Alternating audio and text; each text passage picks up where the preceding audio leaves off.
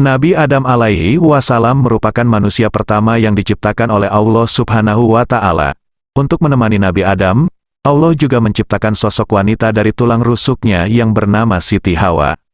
Setelah itu, Allah Subhanahu wa Ta'ala menikahkan Nabi Adam alaihi wasallam dan Siti Hawa. Dari hasil perkawinan Nabi Adam dan Siti Hawa inilah yang kemudian menambah jumlah populasi manusia di bumi. Disebutkan oleh Imam Abu Ja'far Ibn Jarir at-Tabari dalam tarikhnya, Siti Hawa melahirkan 40 anak Nabi Adam dengan 20 kali masa kehamilan. Hal ini juga diriwayatkan oleh Ibnu Ishaq dalam tafsir Bagawi dan tafsir Al-Qurtubi. Jumlah anak Nabi Adam alaihi wasallam dan Siti Hawa. Namun, Ibnu Tabari menyebutkan dalam Tariku At-Tabari bahwa Siti Hawa telah mengalami masa kehamilan sebanyak 120 kali. Di setiap kehamilannya, Siti Hawa melahirkan 2 anak kembar laki-laki dan perempuan sehingga berjumlah 240 anak.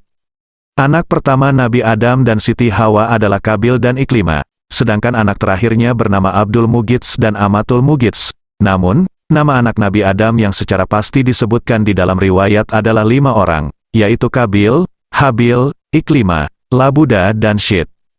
Mengenai jumlah anak Nabi Adam dan Siti Hawa, beberapa sejarawan mengatakan bahwa sebelum meninggal dunia, beliau pernah merasakan hidup bersama anak, cucu, cicit, dan seterusnya hingga berjumlah 40.000 orang.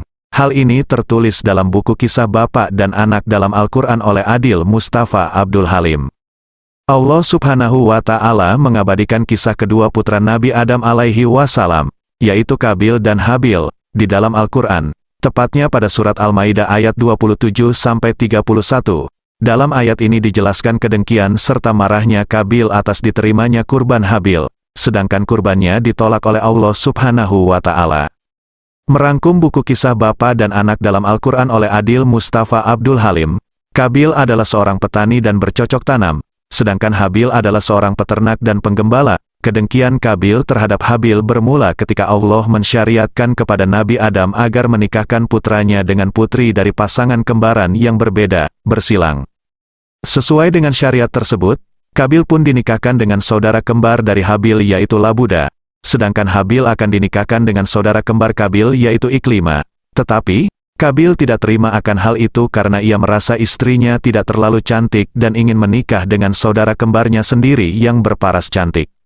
Nabi Adam tidak mengizinkannya. Untuk mengatasi masalah ini, mereka berdua diminta untuk memberikan pengorbanan kepada Allah Subhanahu wa Ta'ala. Apabila pengorbanannya diterima, maka akan mendapatkan keadilan di sisinya. Setelah kurban dipersembahkan, Allah hanya menerima kurban dari Habil. Hal ini membuat Qabil marah dan dengki terhadap Habil. Sifat dengki dalam diri Qabil membuatnya memutuskan untuk membunuh saudaranya tersebut. Sekalipun Habil telah memberikannya nasihat, Qabil tidak menghiraukannya. Menurut pendapat beberapa ulama, lokasi tempat Qabil membunuh Habil saat itu di kawasan pegunungan Kasyun wilayah utara Damaskus, tepatnya di Gua Dam. Saat Habil sedang tertidur, Qabil membunuh Habil dengan cara melemparkan batu ke arah kepala Habil hingga kepalanya terluka parah.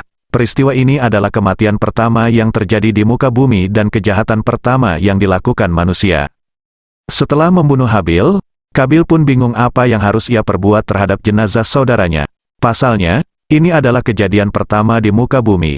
Qabil pun menggotong tubuh Habil selama kurang lebih setahun hingga Allah mendatangkan 2 burung gagak yang sedang bertarung dan menyebabkan salah satunya mati. Gagak yang masih hidup mengais-ngais tanah hingga membuat lubang untuk mengubur gagak yang mati. Melihat kejadian itu, Qabil mengambil pelajaran tentang cara mengubur jenazah saudaranya itu.